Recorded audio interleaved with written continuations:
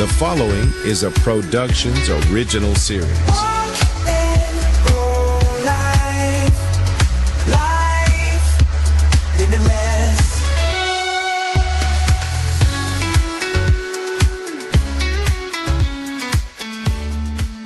Hello and welcome to Walk and Roll Live. I'm Doug Vincent, along with Addie Ridge. I am a polio survivor, crutch and brace user for years, and transitioned into a wheelchair over the last 20 years.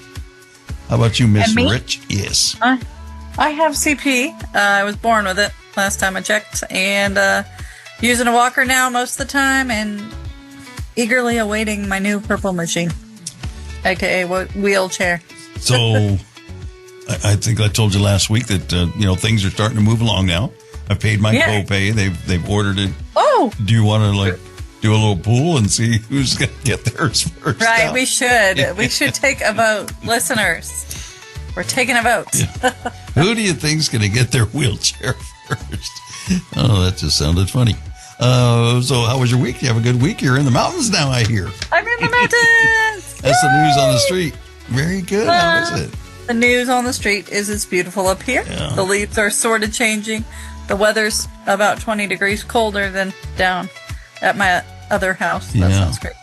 Definitely need a sweatshirt. Definitely need shoes. Oh, really? That much cooler that you need to bust out the sweatshirt. Nice. Yeah, the sweatshirt. Yes, I love those days. Yeah. And the sunsets are really pretty up here. You don't have the light pollution that you do in neighborhoods because there isn't like street lights. And the stars at night? Yes. Oh. So it's awesome. I'm in my happy place. So are you going to be there long enough to see the leaves fully change?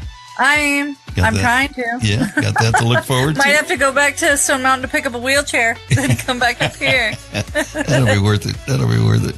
Yeah. How was your week? It was good. I had the antithesis dinner that I emceed on Friday night, and it was great. We had many, many more people there than last year. It's really grown into a wonderful event.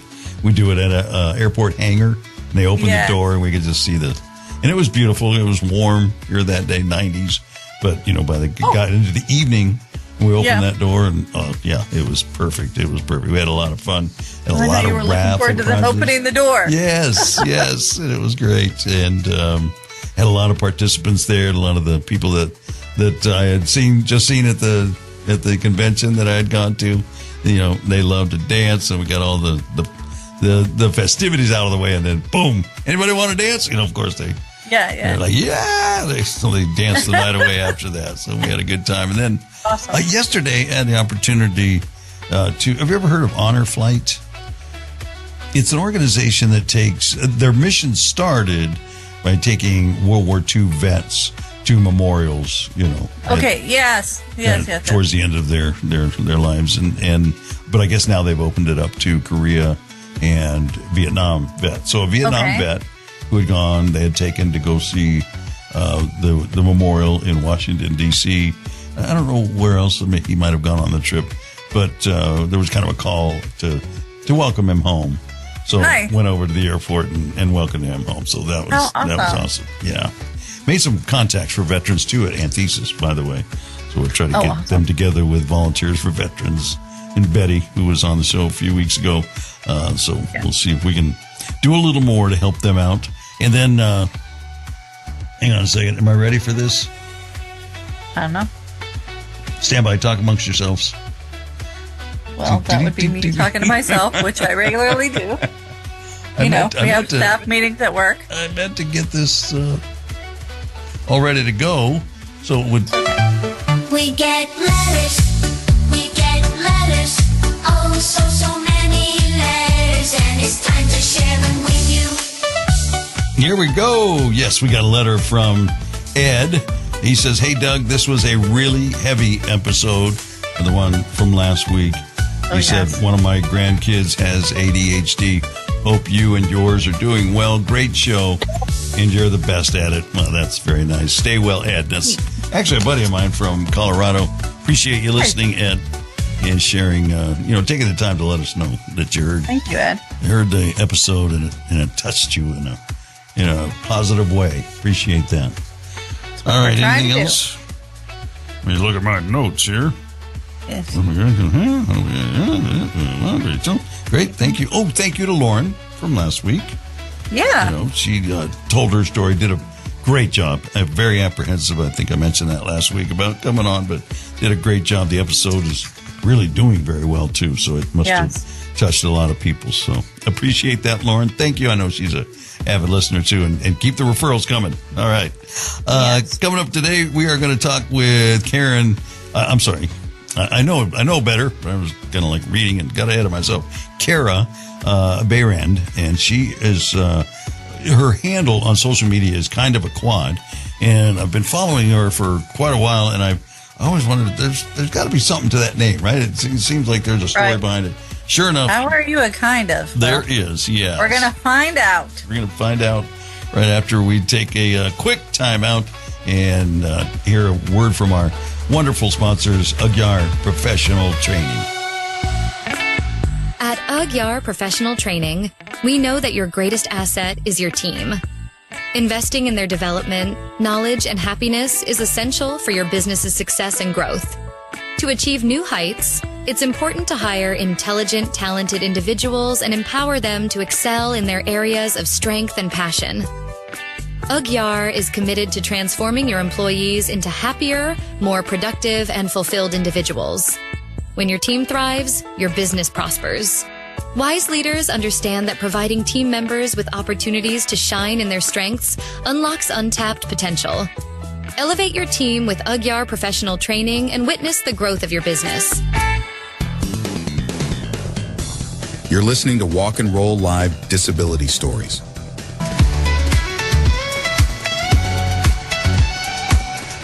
Welcome back to Walk and Roll Live. I'm Doug Vincent. Addie Rich, my co-host, is with me.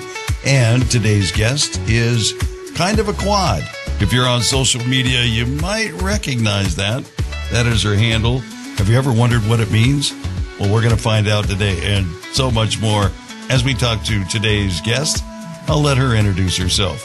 Yeah, my name is Karah Behrend. I am currently residing in Reno, Nevada, and I have RSD that resulted in a quadriplegia level of neurological paralysis. All right. That's, we won't get into it quite yet, but I've often wondered, because I follow you on social media. Actually, my brother referred me to you, and so I started following you. I'm like, Kind of a Quad. There's got to be some story behind that. And then kind of doing the research for this, I found kind of, and it made sense. So we'll get into the details of that. But I always like to start by getting a little background. And just as I have followed you, I see that you're, I don't know what an adrenaline junkie, a thrill seeker, and I imagine this happened before. That's the way you were before you were ever in the chair, right? Oh, yeah. I've always been seeking the thrill. I can remember at my youngest age is like going down this big bombing hill in like the plastic big wheel trike with my brother. My grandpa yelling at us to slow the F down because, we're going to get hurt and he doesn't want to be the one in trouble. So, yeah, I've always been searching for that thrill for the next kind of speed, I guess. I don't know. And again, with other people that I know that have become, paralyzed through a rock climbing or motorcycle accident, it's not like that suddenly leaves you when it doesn't. You still seek that, right? I think it's even worse now because, they give me a roller coaster to run around town in, and I basically am just like trying to find the biggest curb to jump off of. Right. You're like, I know I can return myself from hard things, so I'm going to invent some more hard things to try. As long as I go home as sloppy as I left the house, we're good. I'm not in trouble. If I come home a little floppier, Gage might be upset. Right. And I'm the opposite, I'm really getting hurt adverse. So, but I watch you as like, he's risk adverse. Yes. You have no problem tumbling out of that chair. So that's awesome. Oh, no. I cheered for a really long time before I joined the military and before all of this actually became a thing. So I think a lot of that body physics that I knew back then comes into play now with the unconscious body physics. Yeah. So tell us a little bit about your service. Yeah. I was in the Air Force for almost 8 years. I worked with computers and signals. I loved what I did. I I was a little sad that they said I couldn't continue once I started bringing my own chair because, you know, everybody always makes fun of us in the Air Force saying we're the chair force. Apparently not. Then they're like, nope. Yeah. Yeah, so they said you got to go home, and I did. So were you planning on that being a kind of a career? Yeah. Yeah, I come from a military family. My granddad was in the Navy. My biological dad was Navy. Adoptive dad was Army. So it's just kind of what we were around. Yeah. My brother was in the Army as well. Yeah. So then what did you transition into then when they ended that? I went straight from Walter Reed when I left the Air Force down to Texas. I competed in the Warrior Games that first year, and then I jumped pretty heavily into adaptive sports. Houston was a huge epicenter for me. Oscar Mike was who I started playing wheelchair rugby with and played for another 5 years after that. Yeah, I loved it. Yeah, wheelchair rugby. I did play that. That was a blast. Absolutely. It is. I just moved my chair out of the way, actually. Yeah, there it is. That's awesome. That seems rough for me. It was a little bit dainty. Yeah. But I like to watch it. I have friends that play rugby, so. Heck yeah. You know the nickname, right? Murder Ball. Murder Ball. Oh, yeah. They called me Special K. And it wasn't for the cereal. It was because it was said that I reminded them not of morphine, but of ketamine. Ketamine. I was going to say. Because morphine, you know, it's very slow, it's warm, it's sweet. Yeah. So you were the... not Special K. I was going to say you were the dispenser. I was. Yeah. Yeah, if, you know, 'cause basketball, you know, you can get pretty rough in basketball and come out of that chair. But if you don't come out of the chair at least once playing rugby, you're just not playing right. Oh, yeah, you're not even playing. Yeah. You're playing basketball still. When I was playing, the strap that you put around yourself to hold yourself in the chair. Well, I ran into a guy and that came off. And you know how the knees are up. I landed chest first into his knees. It's like, I felt that for a few days. You're alive. You were alive. I was alive. Oh, right. But it makes fun. you feel something at least. Yes, absolutely. I had one gnarly hit where I came all the way up over and I landed straight on the floor with my kneecaps. Ouch. And I couldn't feel the impact, but like I could immediately feel that like bubble of energy you get in your belly when you're starting to like AD and your body's like, oh no, what did you just do? Yeah. And I looked at the coach and I was like, this one's probably going to hurt. Yeah. He was like, you good? I was like, I mean, sure, let's keep going. Yeah. So far, so good. Let me know when I pass out. Thanks. Yeah. So let's circle back to, yeah, you were talking about being in Walter Reed. I'm always curious too about the experience, you know, because there's been people that got no kind of peer support at all. You know, maybe somebody will roll into their room for 20, 30 minutes. They disappear and that's all they got. So what was your experience? I think I had a little bit of a unique experience in that my disability is extremely rare. There's not a lot of us out there that have it to begin with. And for the paralysis to progress through it is also extremely rare. So there wasn't a whole lot of people around that knew about it, knew what to do, knew how to treat it. So I basically was like pincushion for a good 2.5 years. Every medication you could think of. We did spinal cord stimulator trials. I failed it multiple times. I still have like an open actual like point on my back where the lead was yanked out of while I was awake. It was awful. Yeah. I ended up with a roommate 1.5 years in that actually had my disease. So then we got to trauma bond over that together and all of our failed treatments. So that was pretty crazy. But it was interesting. My command didn't ever really come in and check on me. They didn't make sure I was still doing okay. They had me on a lot of medications, a lot. And I'm not sure how familiar you guys are with the military and their medical treatment procedures and stuff like that. But if you don't do what they tell you to do, you don't get benefits afterwards. And I've heard of people getting discharged at that point too. Yes. You're not following the protocol. Correct. You can go enjoy civilian life. Doesn't matter if you agree or anything. Yeah. Yeah. So My poor mother ended up finding me in my '06 GTO in the handicap spot in front of the medical center of Fort Meade. Like gray, pretty cold, unconscious, like got me to the hospital. And I'm pretty sure that's like what saved my life. But they had me on so many things and people were not doing their checks and balances. They weren't making sure things weren't intermingling. They just really didn't care. So when your mother found you, had they just abandoned you? So I had gone into the medical center that day. I left work. I told him I didn't feel good. Something was wrong. Like I hadn't been able to sleep. I wasn't eating well. Like I was going through a lot. This is how it started. Right? Or yes you already and no. been So getting treatment? this is about 3 years in. Oh, gotcha. Okay. Yeah. So I had already been transferred from Hawaii where I was originally did the surgery that caused it. PCS'd over there. And then they started my medical treatment there. And that's where I continued to get worse and worse. And then they sent me across the bridge over to Walter Reed. So I left work that day and I told him, hey, I'm going to go down to sick call. I don't feel good. I don't think these meds are reacting well with me. I need to figure out what the F is going on because I am not doing okay.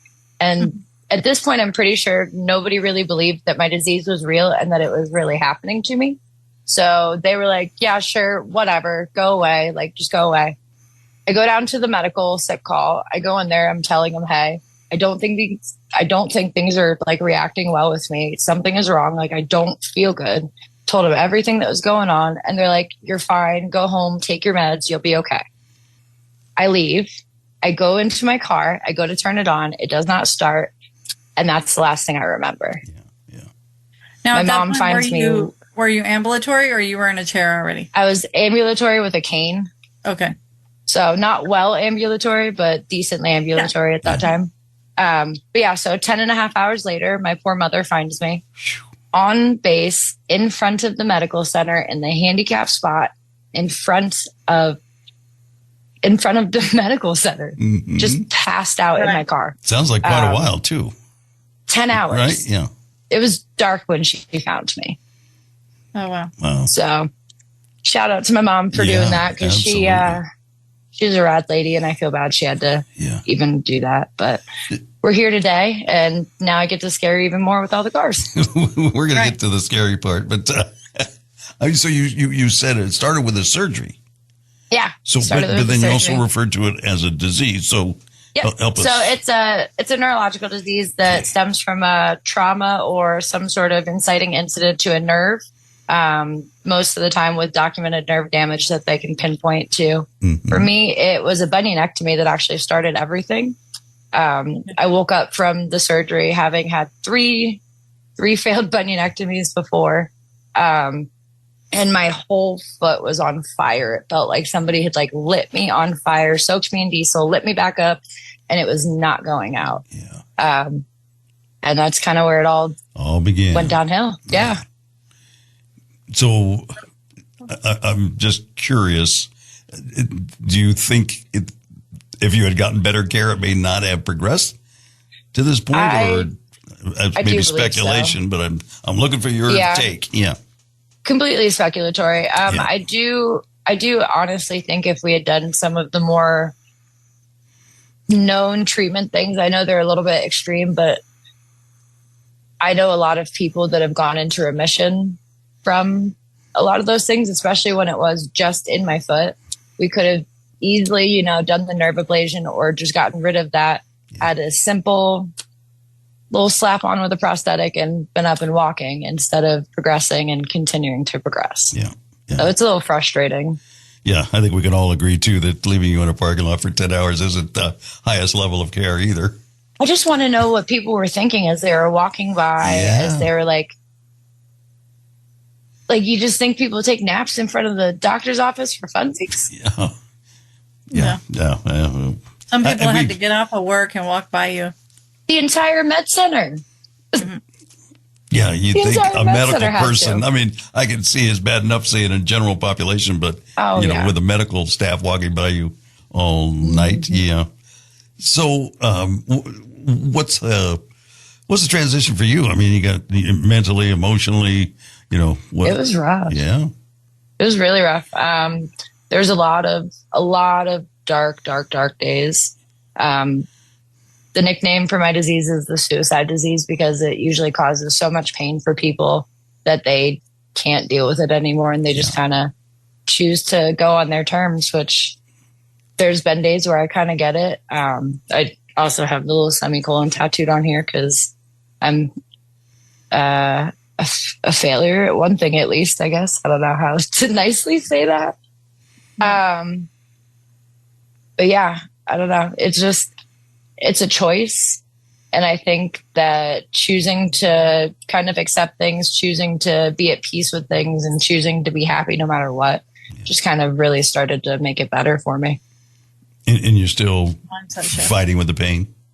Oh, yeah. That's still an ongoing issue, right? Yeah. It's a constant. It's pretty much. Oh, you're fine. You're good. I didn't even hear it, actually. Yeah. I was hoping he was going to do a donut for us. He usually does. But yeah, so pretty much just feels like I was lit on fire. Split midline down my hands. Pretty much, I don't know if I'm allowed to say it, but nipple down is like where the fire is. Yeah. Yeah. Yeah, you know, that's... So is the paralysis progressing over the years? Or Yep.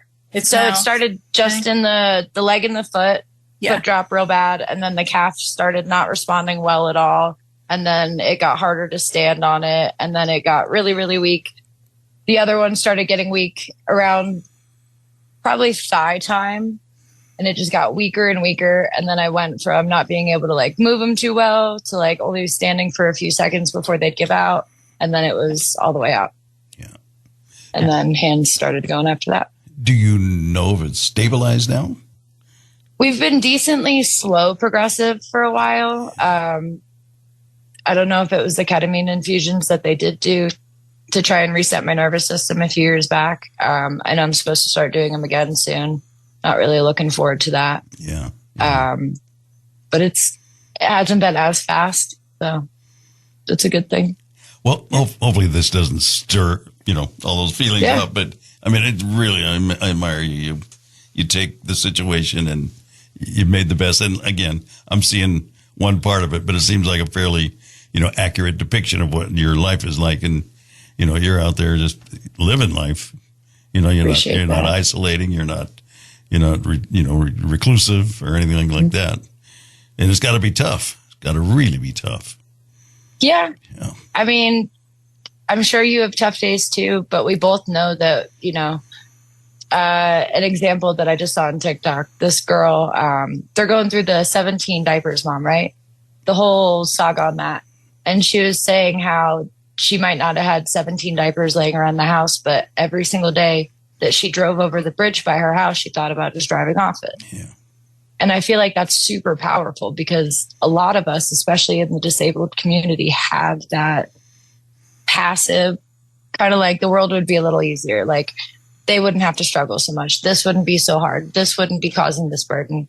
And accepting and knowing that those passive thoughts are okay. It's natural. It's valid when you're going through those struggles and not fighting it, just like kind of letting it be where it lies is so extremely therapeutic, I think, for us. And I think that's legitimately what got me through and to this point was just accepting whatever maybe and not kind of forcing the fate, I guess. I don't know. Yeah. No. Have you always had that mindset, or do you think you've developed it more in that in the challenges that you have been handed? I think I've always kind of had that mindset. I grew up, again, my dad was military, so he was an Army Ranger. He's got a pretty tough mentality, decently aggressive, and you just kind of usually always have to make the best out of things, whether it be, the sneaky commando mission you'd have at night to like go get some snacks out of the fridge because I wasn't allowed to get like my own snacks out of there and stuff like that. Or like sneaking out to go see a friend because I wasn't allowed to go see anybody ever because I was always grounded for like dumb, weird little things, So just kind of like finding the best in all of it and just kind of accepting where the circumstances may place you, but not where it's going to bring you. No, totally. Yeah. Totally. You know, with Addie and I, you know, we grew up with this. So it's always a big part of a disability that you kind of exercise that muscle, that creativity to, you know, you still want to do things. You have to do them a little differently, but you have to come up with a creative way. So that problem solving, you're doing it all the time. You know, so you had that background that kind of prepared you for it. I fully get that. Yeah. So what made you decide that, sorry, Doug. You go ahead. I was going to say, what made you decide that you wanted to get involved with being in social media and online? That's what I was going to say. Yeah, go ahead.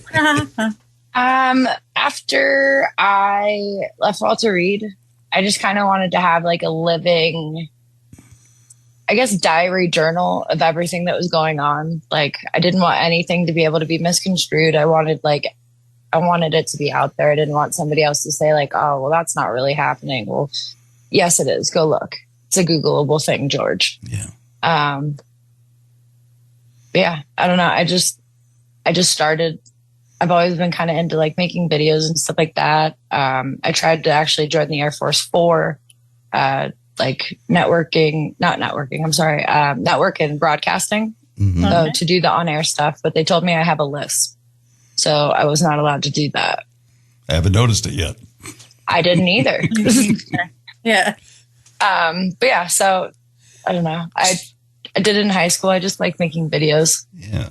So was there a point where, I mean, you started it to kind of chronicle your journey, but did you see that you were a positive influence for people maybe that were going through this? Did you kind of create a community that way?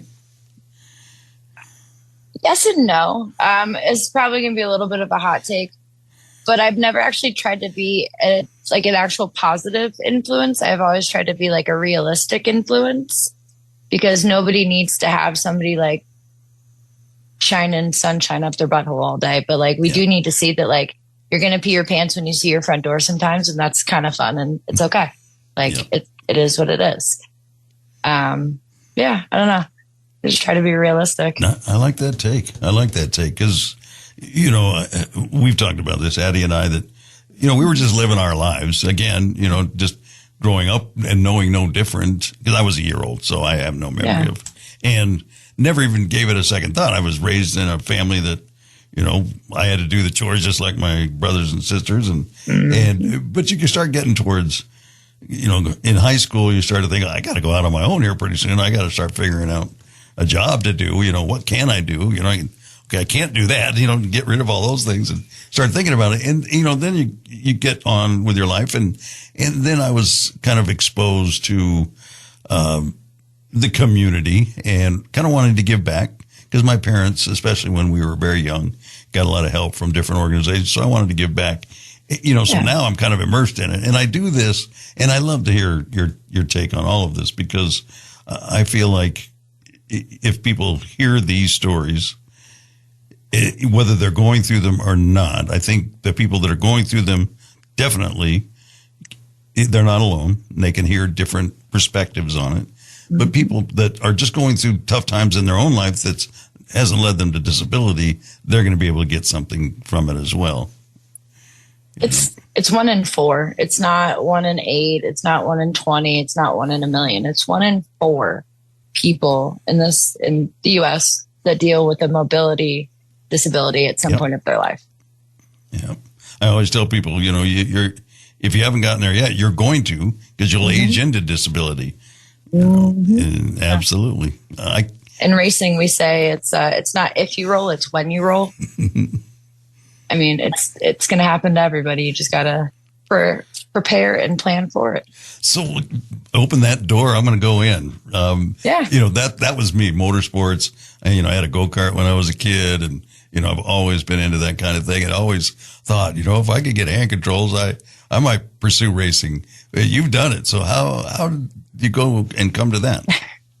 It started with zip tying broomsticks, literal broomsticks, to pedals, and it kind of progressed from there. Yeah. Okay. Would you like to hear the story of how I started racing? Because it's very fun. Absolutely. So July 2018, 19, I had been dating this gentleman that was up in Washington for a little bit. And he texted me and told me that like the chair life was kind of not his thing. He felt it was going to be kind of boring. And, you know, we're just going to split ways from there. And I was like, sick. Called my girlfriend up. I was like, hey, this dude's an idiot. Can we go do something? And she was like, heck yes. I'm stealing my boyfriend's buggy. Let's go take him. So we take her buggies out into this extreme off-road park in Crosby, Texas. Sink it. Absolutely sink this sucker to the frame in this like watery, gross mud bog. Disgusting. I'm pretty sure it's half pee and beer. And you're it's fine. Well, no. So I take this video and I'm like, y'all, if you don't have friends that make you swim out of places, like, do you even have friends? Like, just completely ragging on it, right? And this woman, her name is Rachel Ridenour, she saw the video somehow. She was following one of the hashtags that I used, saw it, and was like, this is the spirit that I want.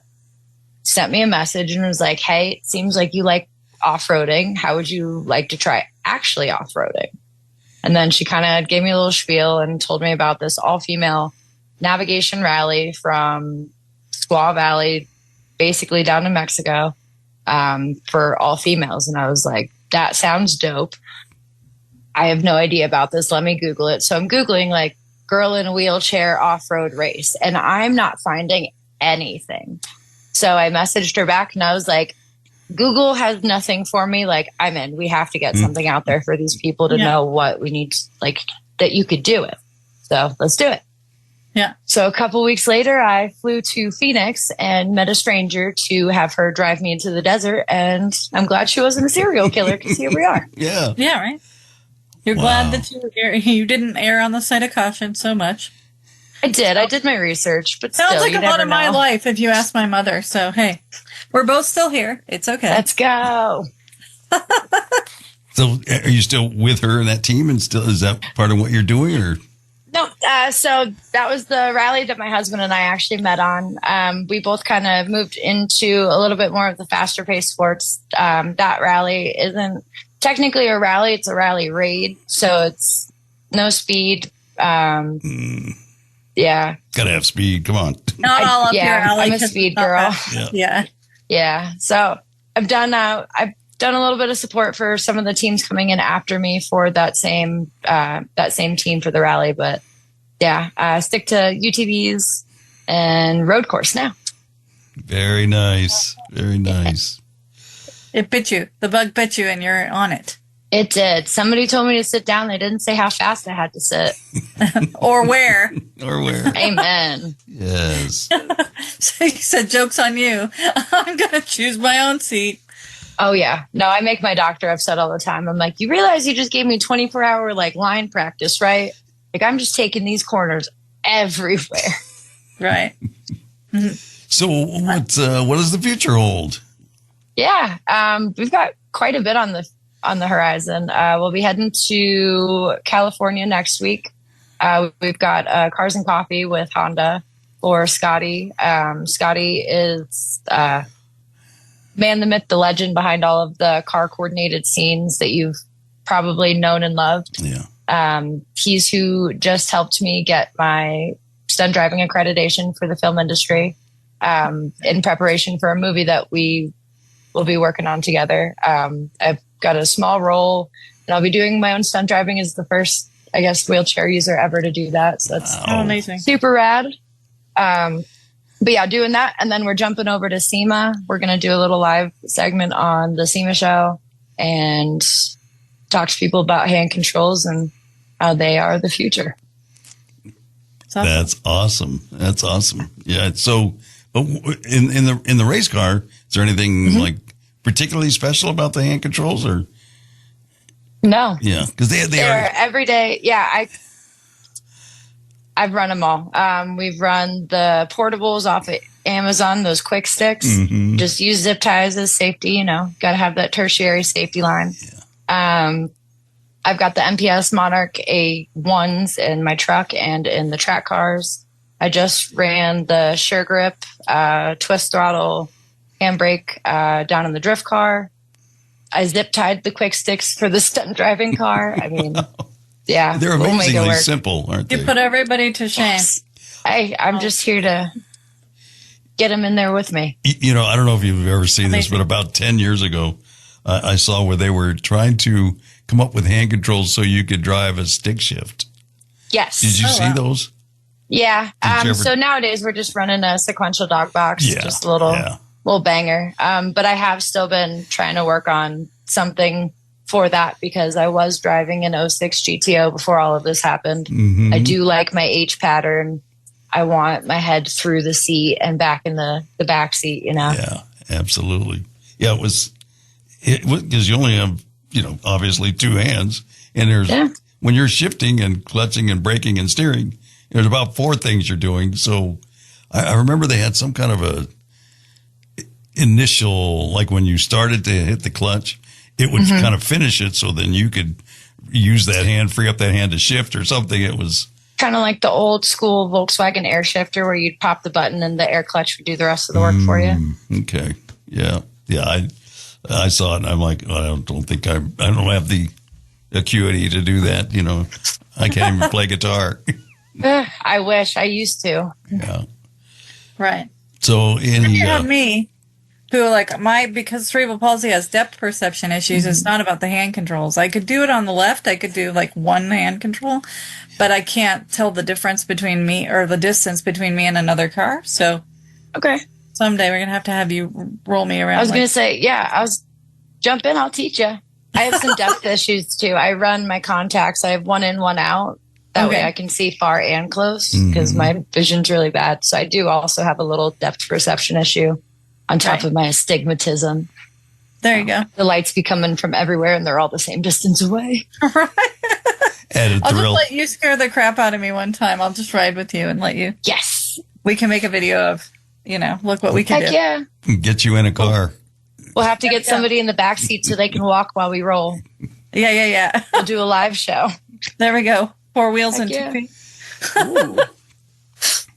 So you've already covered it pretty well, but I'll ask one other time. It's just, any advice for somebody listening to this? And you know what my fear, Karah, is as I've started to do these, is I realize that, and I'm, in no way saying that it was easy for you, but it's a difficult struggle. You've overcome it. And I think sometimes when we highlight the people that have made it, and when I say that, I mean just life, not the other kind of success, but just overcome the setback of having a disability.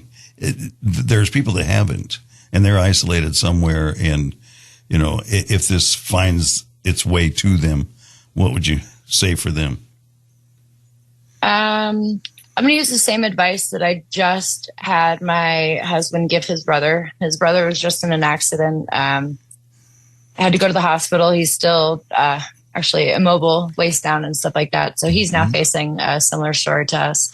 But I told him to tell him that life cripples all of us. You have to choose not to be a bitch about it. Yeah.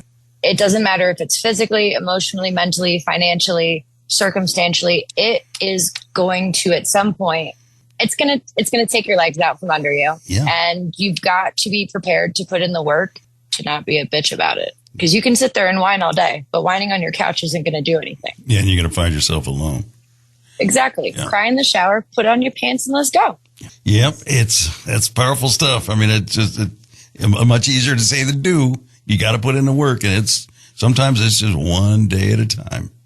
Oh yeah, maybe and 1 hour at a time. That's why you have all your socials to say, "Come on, come join this crowd." Yeah. And we're all rooting for you. You know what I mean? I appreciate that. You and those people that maybe haven't, made it out past that hump yet. Because we've talked to a number of people on this. It took a while. It took years before they turned that corner. So, if you haven't done it yet, it doesn't mean it can't happen. Yeah. So. And if there's something that you enjoy doing it or doing something that makes you happy, don't let anybody tell you not to do it. Society will inherently cripple you further than your body ever will. Yeah. It's up to you to push past that and to do what it is that you can do, because we all have our own limitations, but it's not up for anybody else to decide what that limit is for you. Yeah. We could do a whole episode on that, I think. Yeah. I Just guess that we could. topic alone. All righty. Well, thank you for taking time. I'm glad I got a persistent because I reached out to you a while back and you finally answered. And I appreciate you taking time and coming. No. I fully understand. Because I've reached out to a lot of people and I got a whole story I told on the last episode. Reached out to a guy a year ago, and then I went back to the event that I initially heard about him, and he was there as the speaker. So I accosted him, and he'll be coming on in a few weeks. So Heck yeah. If it's meant to happen, it'll happen, right? I feel that. I just needed to get my work together before I could give you the words, worries. Exactly. You have to pull yourself. You have to figure out what you're a vessel and what's the message. Sometimes you have to have time to shake out the message and then go, okay, ready. Well, So when the movie comes out, you got to let us know so we can post it and let our listeners That's know. what I was going to say. I was like, hopefully when the movie starts doing all our stuff, I'll have you guys come out and see some of the stuff. Maybe we'll do a show over there. Love it. That'd be awesome. It sounds like we might be doing a little red carpety action. So maybe we'll have a red carpet show. Who knows? How fun would that be? Yes. Well, I'm just so ecstatic for you to, you know what? I love a I'm story. freaking out. Could I tell you guys what car I'm going to be driving in it? Please. Sure. As of right now, it's going to be a 70s Plymouth Fury RS. Woo! So you're in heaven. You're yeah, no, that's so awesome. The best part about it is with this project, we're going to be starting what's called the Galaxy Underdog Initiative. Okay. So as long as I don't mess it up too bad and, kill the vibe for everybody, we're going to be taking this as like a positive starting point and allowing people with disabilities to have a jump into the industry in places that they wouldn't have necessarily had the chance to before. That's amazing. That is I'm super amazing. stoked. Your story just took a small pause, a jag to the right, and got even bigger than it was before. That's you had I to just take was a pause in a medical Building a parking little lot. momentum. Hey, you had to take a pause in the medical parking lot to do a little review. Take a Well, nap. when that That's how we do initiative, burnout, so you got to step on the brake. when you launch that initiative, please let us know, and we'll have you back on to tell us all about it. Okay? Heck yeah. All I'll right. have And we need Michael come shirts. on and tell you because it's his initiative. I'm just here to be the mouth and the vessel and I'm good with be it. a positive kind of. We are all about it. We need shirts and swag and to excite the world. Represent. And all these people we're kind of talking to that are afraid to come out. Mm-hmm. It's like the Wizard of Oz. We're the Munchkins. And Yes, we are. there you go. We're the I same. love that. It'll take a little bit for people to kind of jump behind the idea of somebody with only two, I guess, limbs doing something that people spend their whole life trying to do with four. But I'm excited to show the world that hand controls don't take away from anything. If anything, it gives you more control. Yeah. Mm-hmm. Yeah, I've got Yeah, I'm stoked. 50-some years doing it, so it works. Heck yeah. I got to know, though, Doug, Yeah. are you okay if the shirt says hand controlled for her pleasure? Are you kidding? Yes. I was right, going to say we're yes in. before you even said it, whatever it was going to be. I knew it was going to be good. Doug's a yes man. Oh, what? Let's go. I love it. I haven't done the shirt yet, but I have a shirt idea in mind. My shirt will say, "Are you handicapped accessible?" What do you think? I love that.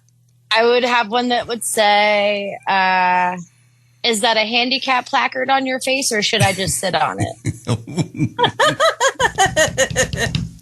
Oh man! Can I park myself here? This might be the start of a merch page on our website. Let's Where go. are you? It'll- Adults. It'll be Caregivers After Dark or Caregivers Gone Away. 'Cause none of us Gone have one. awry. Yes. Caregivers don't care. Yeah, right. Oh, That's good, funny. good. Well, you didn't disappoint. Good talking to you. Thank Well, you I for coming appreciate on Walk that. and Roll So nice to Live. meet We you. love it. Thank you guys for having me. Hopefully I can meet you guys soon in the future in person. Looking Yeah, that'd be forward to awesome. that. Yes, absolutely. Yahoo! I'm so excited for you. I'm going to send Sparkles into like all good vibes. You Thank know you how so to much. I drive, so we'll send it all there, you know? That's I'll so, sneak you in there, girl. I think you could fit in the suitcase. I think so. I'm pretty small. Heck yeah, we got this. I'm going to make my brother jealous. I got to meet Karah. Yeah, So. the thing. Tell him I said hi. I will. Will do. All right. Have a good day. Thank you. You too. Awesome. Thank you, guys. Karah. So nice to meet you. Thank you. All right. We'll pause there. And we got them backed up today. We got another one coming right up. So, Yeah, what time is he coming? but thank you. Yeah. Enjoy the day. Beautiful day. It's gorgeous out. I'm actually super struggling. I broke one of my floater ribs. So I am like miserable at the moment. Oh, God. I only bruised a rib once, and that was bad enough. Yeah. I was at Renown last night until like 9ish or so. What is that? The little hospital up here in Reno. Oh, okay. Yeah. So We got back from the race and I was like, I can't breathe. Yeah. Like, Can we do something's in this? the wrong place. Yeah. I fell, and it was about 3 days later. I had to have somebody come and take me to the hospital because I couldn't breathe. Yeah. Very shallow, but after a while, it's like I'm not getting enough oxygen. Yeah, you're like, that's going around my brain. Have you ever read your paperwork after you left and you're like, the fuck? No. Oh, yeah. There's like a whole laundry list of things that he's like, I did this, I did this, I did this, I did this, I did this. And he didn't do a damn thing. Like it says that he was like doing all the palpitations and stuff like that. Didn't touch me once. Didn't even check my rib. Yeah, it's for insurance purposes. He said he did an EKG. I had no leads on me. Yeah, they didn't do any of that. They gave me some Demerol and sent me on my way. Which the Demerol was pretty good. They gave me Toradol. They're like, this is what the football players take for their rib injuries. And I was like, I don't want drugs. I want you to make sure my rib is back in place, sir. Yeah. You're like, tape it up, put it somewhere. Yeah. So are you still on meds now? I'm wondering how you're functioning. Do what? I was just wondering how you're functioning because that pain is crazy. Caffeine and Spite. Yeah. We had a race this past weekend. You need to make a meme that says that, Karah. We can. I got you on the first shirt. It needs to say, I run on caffeine and spite. Adrenaline, caffeine, and spite, because I think you run on all those things. Yeah. Recipe to run better than the country. Caffeine. 2 wheels. Amen. Each week on Walk and Roll Live, we share honest and open stories of people living with a disability. We went after Manuel Noriega. So what happened is, my whole platoon was in front of the hangar. And then, the firefight started, and pretty much just about everybody in my platoon was shot. And that was the end, the end of one chapter and beginning of another. I was shot twice, one on my back and one on my leg, and I got to the hospital, and you still don't think, this is permanent. But eventually it kind of dawns on you, it dawned on me that this is for the long haul. This is not something that's going to be fixed, anytime soon. Join us weekly for another powerful episode. Walk and Roll Live, wherever you get your podcasts. Life Limitless. Subscribe now. Walk and roll live with Doug, Vincent, and Irish.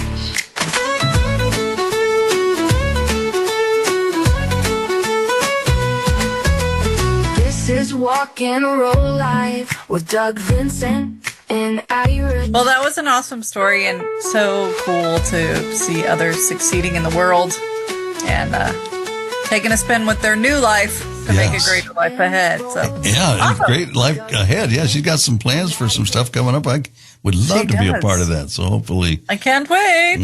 And I think I feel like we'll have her back to talk about some of those things. I think so. Yeah, I think we made new friends, which is good with me. So, always encourage anybody that's listening to write in and give us your thoughts, comments. Yes, it's good, or God, you should do less of this or more of that. Yeah, you two need to stop talking all the time. Yeah. We'll take it all. Whatever you want to say, we appreciate it. I mean, we're just not looking for pats on the back. We want to make this better for everybody. And if you're looking for resources pertaining to your disability, we have a resource page on our website, walkandrolllive.com. If you don't find what you're looking for, we can do our best to find it. There's an organization, and we've had them on a couple of times. We've helped them with our resource page. They've pointed out some good resources. The teacher is named Becca, and Becca, just want to let you know, if you're listening, that we did add the resource that you sent out to us. Can't remember now exactly what it was, but it was about getting a master's in counseling. Yeah, so nice. That's on our website. Added that. So if you have something that you'd like to add to the website, and I recently went through all of the links on the because I've been putting them up there for years. So I went through them all just to make sure they were working, and there were like 3, 4, 5 that weren't working. One I think I fixed, and the rest just took them off because wherever they led you to was not there any longer. Not sure who we're going to talk to next week. It might be you and I just chatting, right? It's a mystery. Well, if you like to hear us blab, this is the episode for you.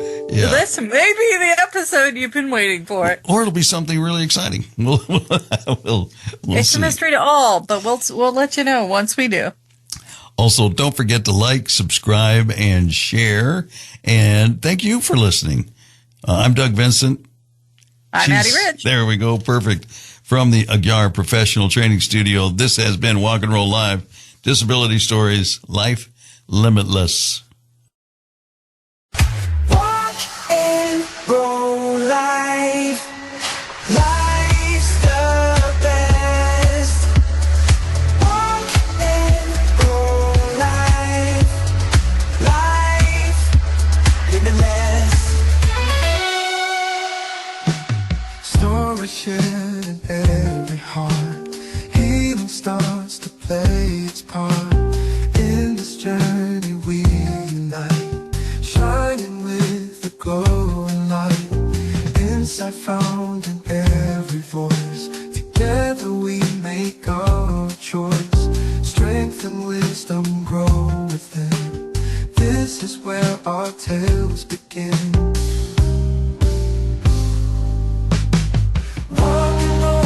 We stand so tall, breaking barriers, breaking walls, creating space where all belong. In our unity we're strong. Trusted sources by our side, guiding us with every stride.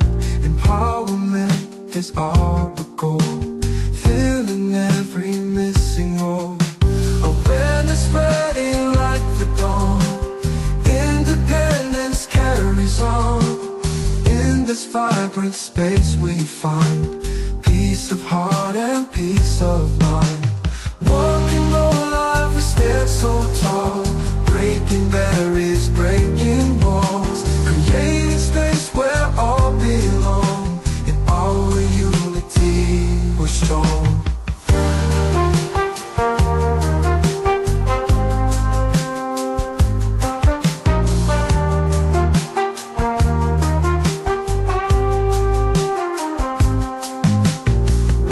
Sources by our side, guiding us with every stride. Empowerment is our